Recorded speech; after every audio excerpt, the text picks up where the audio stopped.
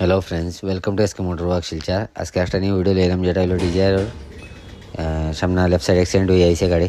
তে আমার কাস্টমার একজনে তানে রেফার করছেন যে ওখানে অমু জায়গাত নাগাটিলার মধ্যে এসকে মোটর লিয়ে যাও, কি গাড়িটা জলদি বানাই দিলে আইব। আমিও কইছি 2 দিনে বানাই দিমু।